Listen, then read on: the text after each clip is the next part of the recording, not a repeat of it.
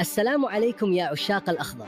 تعادل قوي ومشرف بنتيجة 1-1 أمام منتخب أوروغواي في كأس العالم 2026. لكن نجم المباراة بلا منازع كان محمد العويس. العويس قدم أداء أسطوريا، تصدى لكرات خطيرة جدا من داروين نونيز وفيدي فالفيردي، وأنقذ مرماه بتصديات مذهلة في الشوط الثاني. في الدقيقة 41 سجل عبد الله العمري هدف التقدم من كرة ثابتة رائعة، هدف أشعل الجماهير وأعطى الأخضر أفضلية مهمة.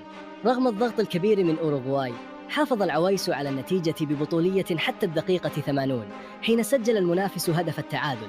تعادل إيجابي جدا أمام منتخب مرشح للتأهل، بداية قوية ومشرفة للأخضر في المونديال. هذا الأداء يعطينا أملا كبيرا في التأهل من المجموعة. وش رأيكم في تألق محمد العويس اليوم؟ تابعونا في أخضر وأكثر لكل أخبار وتحليلات المنتخب السعودي.